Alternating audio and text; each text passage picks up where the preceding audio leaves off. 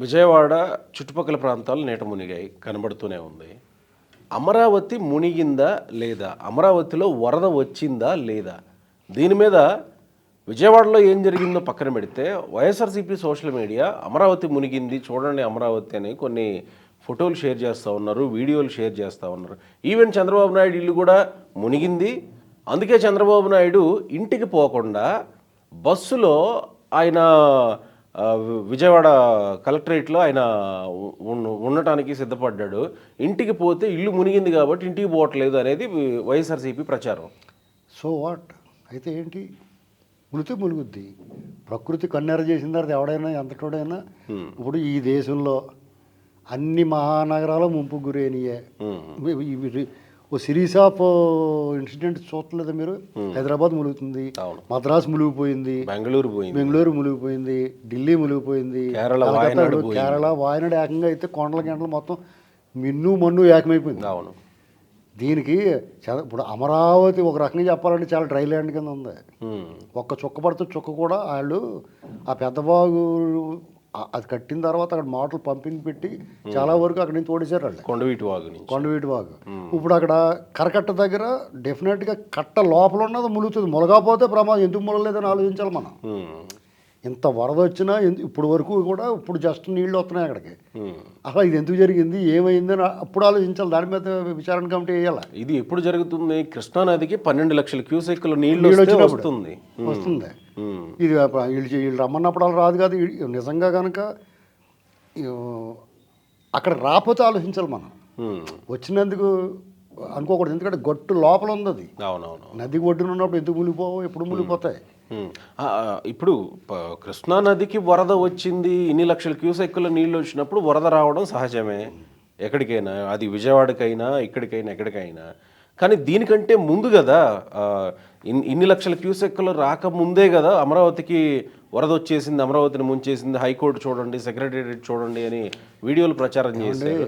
అవన్నీ వాస్తవమేనా? మీరు తెలుసుకునే ప్రయత్నం. అబ్జర్వేషన్ ఏంటంటే నేను ఎప్పటికప్పుడు వాళ్ళే అది మునిగిందా లేదా అని కాదు, మీకేమైనా ఇబ్బంది ఉందా ఏంటని నా మిత్రులు, సన్నిహితులు, బంధువులు, స్నేహితులు అందరూ ఉన్నారు అక్కడ. వాళ్ళందరినీ వాళ్ళ యోగక్షేమాలు కనుక్కోవడం కోసం, వాళ్ళకైనా అవసరమైన సహాయం అందించడం కోసం, లేకపోతే మన వాళ్ళు ఎవరైనా పంపించడం కోసం నేను ఫోన్లు చేస్తున్నాను వాళ్ళందరూ. ఓకే. ఇప్పుడు మీకు కూడా ఫోన్ వచ్చింది, మీ మిత్రుడు ఎవరో, దానికి కూడా మనం ట్రై చేద్దాం. ఎందుకంటే ఇప్పుడు వాళ్ళు నిస్సహాయ స్థితిలో ఉన్నారు. ఇప్పుడు ఇది ఎలాంటిది అంటే అగ్ని ప్రమాదం ఒకటి, ఈ వరద ఒకటి మొత్తం సర్వనాశనం చేసిపోతాయి. మిగతా ప్రమాదాలు అవును కదా, అర్థమైందా మీకు? ఈ అగ్ని ప్రమాదం కానీ, నీరు కానీ, అగ్ని కానీ వాటి బారిన పడితే మనం సర్వనాశనం అయిపోతాం. నీరు ఒక రకంగా సర్వనాశనం చేస్తుంది, అగ్ని అయితే ఏకంగా బూడిద చేస్తుంది.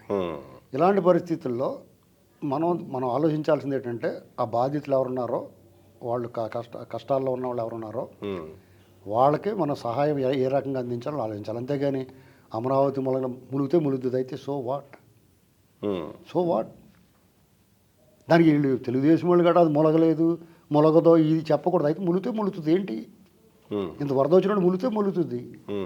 మొలగకపోతే విచిత్రం, మునిగితే విచిత్రం కాదు.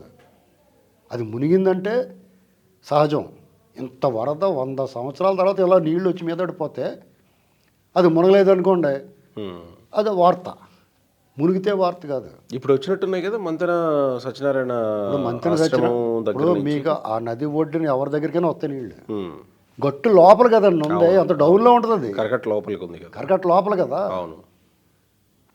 అది పెద్ద విచిత్రంగా ఇప్పుడు అసలు సమస్య వదిలేసి ఎవరికైనా ఏదైనా ఈ సమయంలో విమర్శ అనేటువంటిది తగదండి. ఇప్పుడు ఏ ప్రభుత్వం ఉన్నా ప్రభుత్వాలు వస్తాయి పోతాయి. ఇప్పుడు ప్రజలు శాశ్వతం, ఆ యంత్రాంగం శాశ్వతం. యంత్రాంగం అంతా కూడా కష్టపడి పనిచేయాలి. ఇప్పుడు ఏదో సినిమాలు చెప్పినట్టు ఈ రోజున డ్యూటీ చేయరా అంటాడు. అలాగే వాళ్ళు కనీసం డ్యూటీ చేయాలా, వాళ్ళు కష్టపడతారు. అంటే ఇదొకటి ప్రతిపక్షాలకి, అంటే రాజకీయంగా చూస్తే ప్రతిపక్షాలకి ఆయుధంగా మారుతుందేమో కదా. అసలు వాళ్ళు చేసిన ఆరోపణ ప్రతిపక్షం ఎక్కడ ఉంది? ప్రతిపక్షాలకు ఆయుధంగా మారడానికి ఒకటే పక్షం, వాళ్ళందరూ రోగం. అంటే వాళ్ళు చేసిన ఆరోపణకి బలం చేకూర్చేది అవుతుంది కదా. అమరావతి చూసారా అమరావతి మేము మునిగిపోయే ప్రాంతం అని చెప్పాము, చూసారా వచ్చేసింది వరద అని. మీకు ఆ వాదన చాలా బలహీనమండి. దాని బలం చేకూర్చే అసలు అవకాశం ఏమి ఉండదు. ఎందుకుండదంటే వాళ్ళ వాదనే అర్ధరహితం. అర్థం లేని వాదన అది. ఉమ్. ఇప్పుడు మీరు ఇల్లు కట్టుకుంటారు, మీరు ఊహించిన విధంగా ఏదో భూకంపం వచ్చేది, ఏం చేస్తారు? అవును. ఇప్పుడు మనం ఎవరు ఊహించం కదా. ఉమ్. వీళ్ళు ఏంటంటే ప్రకృతి విపత్తుని వీళ్ళ కడుపు మంట అమరావతి అక్కడ ఉండకూడదు, విజయవాడ పరిసర ప్రాంతాల్లో రాజధాని ఉండకూడదు, ఇది వాళ్ళ కడుపు మంట మొదటి నుంచి. ఉమ్. ఎంత ఏడుపులు ఏడ్చారు. ఒకడైతే భ్రమరావతి అంటాడు, ఒకడైతే దాని గురించి అన్ని ఎకరాలు ఎందుకు అంటాడు. ఆడు బాబు సొమ్ము ఇచ్చినట్టే. అది ఎవడన్నా కానివ్వండి. అరే, ఓడిపోయిన తర్వాత నిన్న మొన్న కూడా సలహాదారుగా పనిచేసిన అజయ్ కల్లం మాట్లాడింది ఏంటి, అది వైబుల్ కాదండి, అమరావతి వైబుల్ correct కాదు. కాదండి. శ్రీశైలంలో మాత్రం ఇంకో గుడి కట్టేసి గెటాలు పెంచి కూర్చోవచ్చు. ఉమ్. వీళ్ళకి ఎదట వాళ్ళకి చెప్తారు గాడిదిల్లాగా. అమరావతికి 1,00,000 కోట్లు అవుతుంది, ఎక్కడి నుంచి తీసుకొస్తారు? 1,00,000 కోట్లు వీడు బాబు సొమ్ము అని అడిగారా? ఇలాంటి అలా కాదు, వీడు కొట్టేసిన వీడు బాబుది వీడు బాస్ది కొట్టేసిన సొమ్ము అని అడిగారు వాళ్ళు. ఉమ్. ఇది ఎలా ఉంటుందంటే వీళ్ళని కఠినంగా కొట్టాలు పట్టుకుని ఒక్కొక్కడిని గోడనేసి తొక్కాల. నీకు ఒక అవకాశం ఇచ్చారు బ్రదర్, ఒకసారి ముట్టోళ్ళగా అడిగావు. ఇప్పుడు ఏం చేస్తారు ముట్టోడు?